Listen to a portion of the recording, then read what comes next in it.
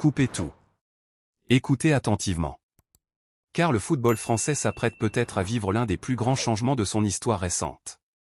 Pendant 14 années, un seul homme a détenu les clés de la Maison Bleue. Didier Deschamps.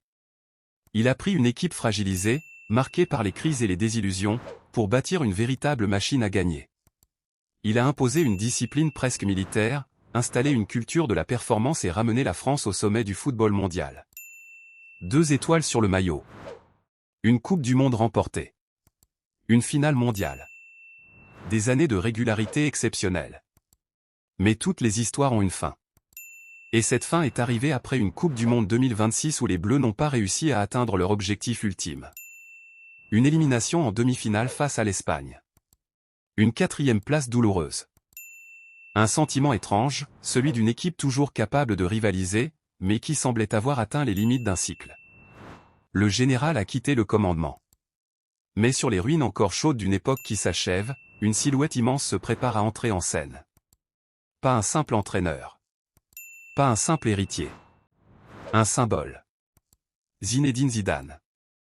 L'homme qui représente à lui seul une partie de l'histoire du football français. Ce mardi 28 juillet 2026 pourrait devenir une date historique. La Fédération française de football s'apprête à officialiser celui que beaucoup attendent depuis des années pour reprendre les commandes des Bleus. Mais attention. Succéder à Didier Deschamps n'est pas un cadeau. C'est un immense défi. Car Zidane ne récupère pas seulement une équipe talentueuse.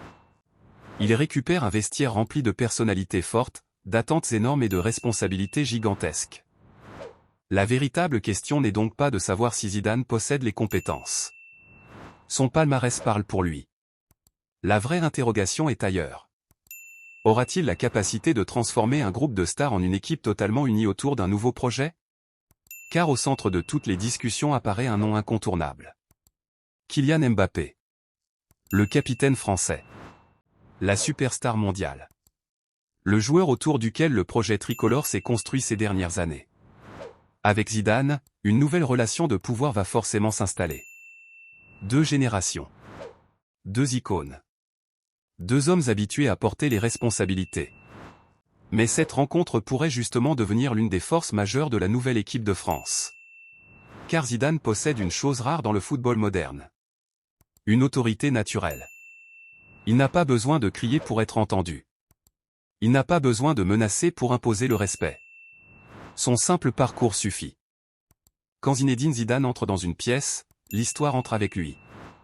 Un joueur peut être une superstar mondiale, gagner des titres et accumuler les records.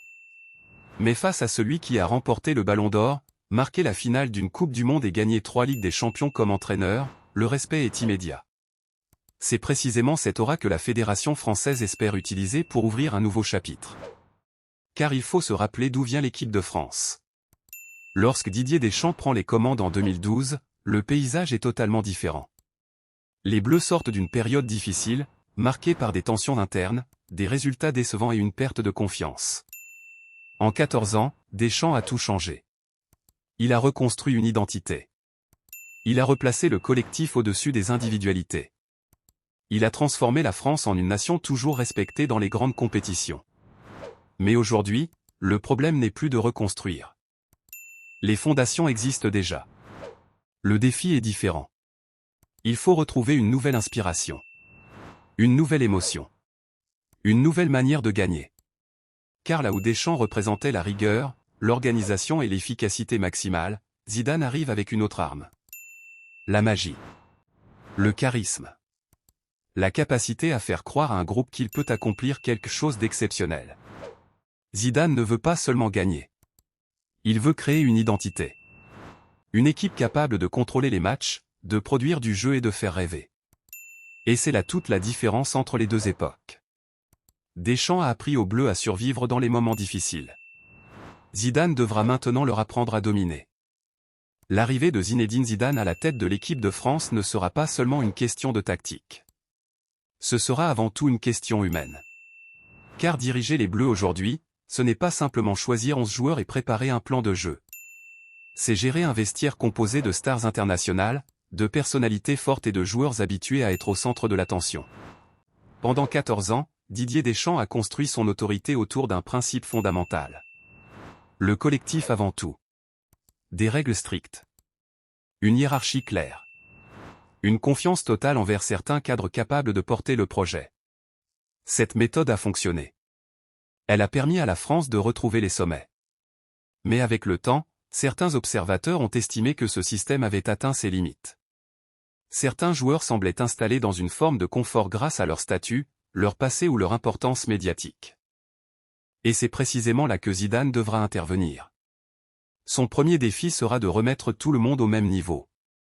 Avec lui, aucun nom ne devrait être intouchable. Aucun statut ne devrait garantir une place. Le message sera simple. Le maillot bleu se mérite à chaque rassemblement. Et ce discours concernera évidemment le joueur le plus important du football français actuel. Kylian Mbappé. Le capitaine des Bleus entre dans une nouvelle phase de son histoire avec la sélection. Il devra désormais évoluer sous les ordres d'un entraîneur qui comprend parfaitement la pression liée au statut de superstar. Zidane a déjà eu à gérer des vestiaires remplis de légendes. Au Real Madrid, il a dirigé des joueurs comme Cristiano Ronaldo, Sergio Ramos, Luka Modric ou encore Toni Kroos.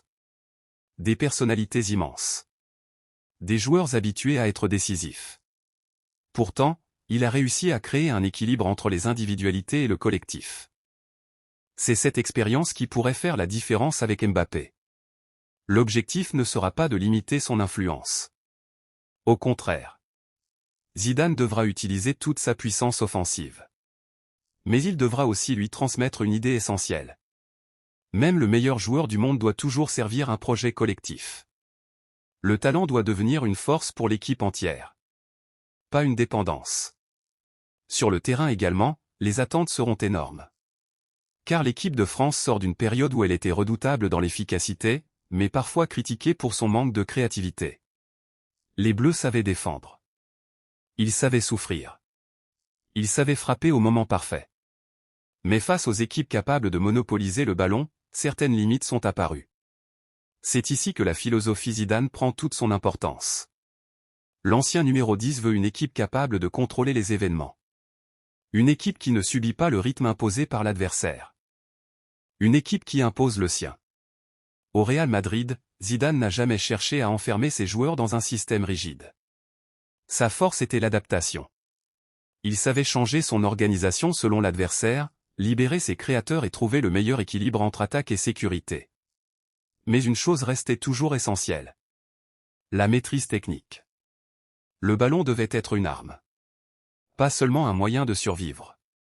C'est pourquoi le chantier du milieu de terrain sera probablement l'un des premiers dossiers du nouveau sélectionneur. La France possède des attaquants exceptionnels. Mais pour exploiter pleinement leur potentiel, il faudra leur fournir davantage de ballons dans les zones dangereuses. Créer un lien entre la récupération et la création. Entre la défense et l'attaque. Entre les générations. Les prochains rassemblements seront donc observés avec une attention particulière. La première liste de Zidane donnera déjà de nombreux indices. Quels cadres seront confirmés? Quels jeunes talents seront appelés? Quels joueurs verront leur statut évoluer? Chaque décision sera analysée. Chaque choix enverra un message. Car avec Zidane, la sélection française entre dans une nouvelle période. Et ce changement dépasse largement les frontières de Clairefontaine. Dans toute l'Europe, les grandes nations vont observer. Pendant l'ère des champs, les adversaires savaient à quoi s'attendre. Une équipe solide. Compacte. Difficile à battre. Capable de punir à la moindre erreur. Avec Zidane, une nouvelle dimension apparaît. Plus imprévisible. Plus créative. Peut-être plus ambitieuse dans la possession du ballon. Les adversaires devront désormais se préparer à une équipe capable de changer de visage. Car Zidane n'est pas un entraîneur attaché à une seule formule. C'est un technicien capable de s'adapter aux circonstances. Et cette capacité pourrait devenir l'une des grandes armes des Bleus dans les prochaines années.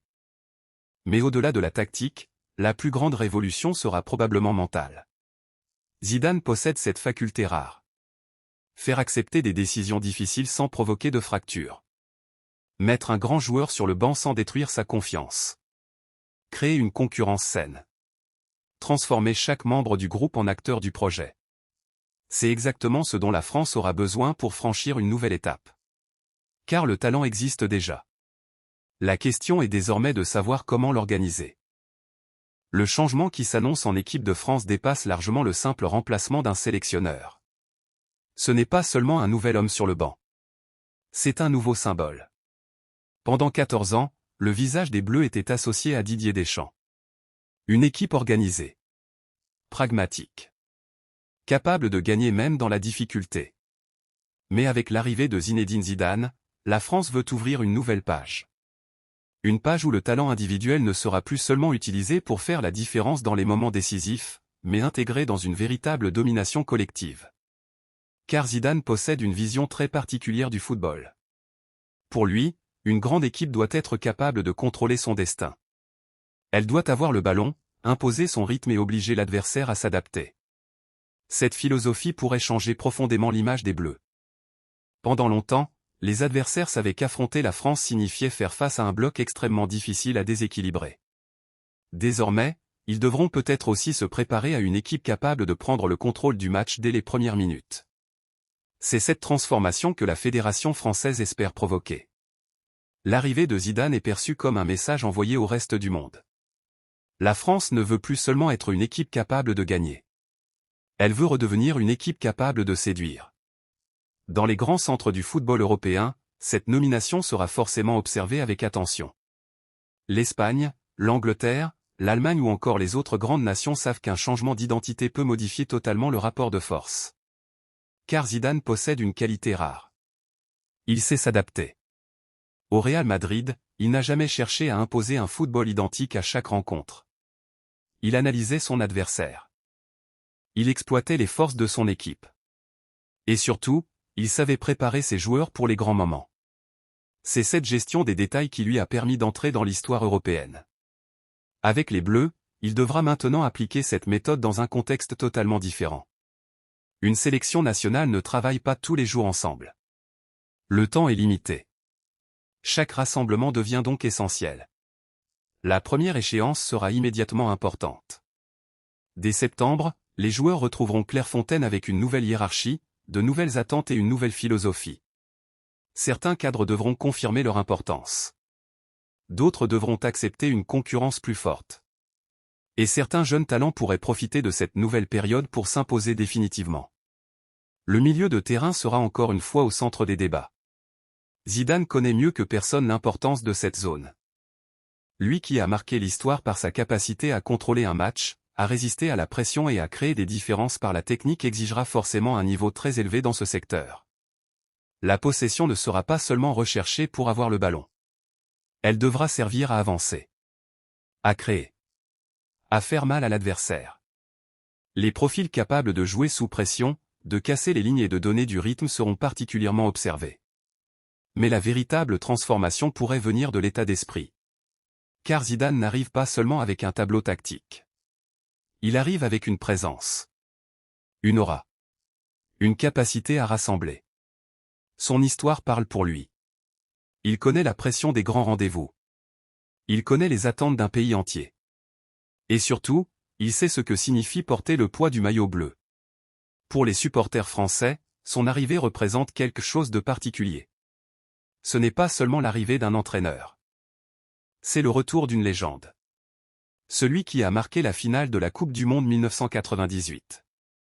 Celui qui a offert des moments inoubliables au peuple français.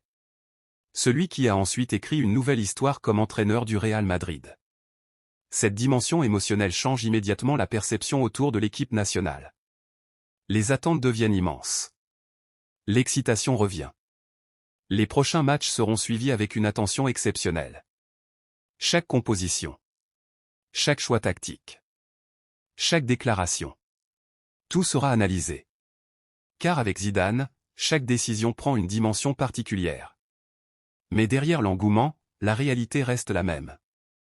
Le football se joue sur le terrain. L'aura ne suffit pas. Le nouveau sélectionneur devra rapidement transformer les rêves en résultats. Son objectif est clair. Préparer la France aux prochaines grandes compétitions et retrouver une place parmi les équipes qui imposent leurs lois. Il hérite d'un groupe rempli de talent. Une génération capable de rivaliser avec n'importe quelle nation. Mais il devra lui donner une nouvelle identité. Une équipe qui ne gagne pas seulement grâce à son efficacité. Une équipe qui gagne grâce à sa maîtrise. Une équipe qui inspire autant qu'elle impressionne. Conclusion. L'histoire du football français est en train d'écrire une nouvelle page. Didier Deschamps a construit une époque. Il a ramené la France au sommet et installé une culture de la victoire. Mais chaque cycle finit par laisser place à un autre. Aujourd'hui, le relais passe entre les mains de Zinedine Zidane. Un homme dont le nom dépasse largement celui d'un simple entraîneur. Un homme qui représente le rêve, l'exigence et l'excellence. Son défi est immense. Il devra gérer les stars, renouveler le groupe, moderniser le jeu et répondre à des attentes gigantesques. Mais c'est justement dans ces situations que Zidane a toujours semblé le plus fort. Quand la pression augmente. Quand l'histoire attend une réponse. Quand tout un peuple espère. Le 1er septembre, lorsque les portes de Clairefontaine s'ouvriront pour la première fois sous son commandement, une nouvelle règle s'installera chez les Bleus. Le passé ne donnera aucune garantie.